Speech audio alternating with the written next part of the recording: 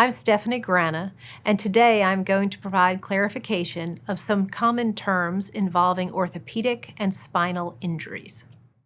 Spine. The spine is actually composed of 33 bones, and there are 4 regions: the cervical, the thoracic, the lumbar, and then the sacrum or the coccyx. And those 4 regions together protect your spinal cord, which are the nerves or neurons that go from the brain all the way down to your tailbone. You have the abbreviated letters, and then that corresponds with the level of the spine that has been injured. Sometimes there'll be a grouping, for example, C1 through C3. That simply means that there are 3 levels of the neck that have been injured. So those are just abbreviations that you might hear from a medical provider or read in one of your medical records. Paralysis. Paralysis is a loss of function, and it can be divided into 4 regions.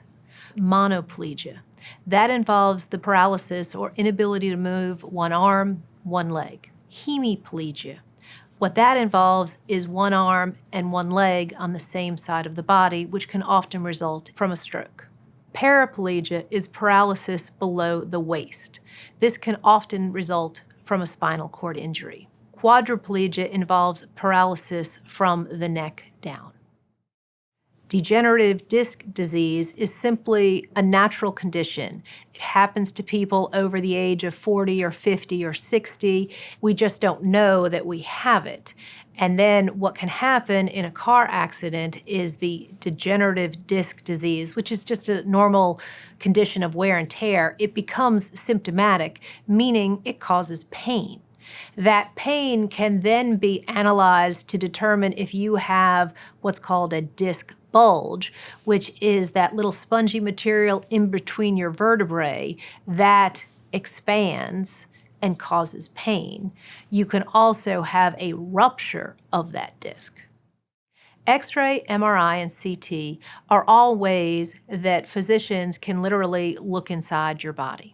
An X-ray is a term we're most familiar with.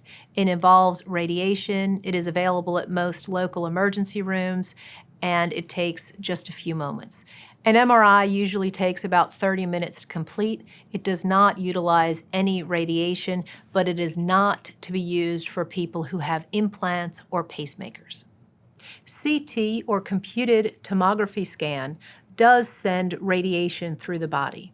It is ideal for blood clots, bone fractures, or organ injuries like an appendicitis. A CT scan is more sophisticated and powerful than an X-ray, and it does give what's called a cross-sectional image of the injury. A CT scan can normally take about 3 to 5 minutes, and it also can be used for persons with implants or pacemakers who cannot have an MRI.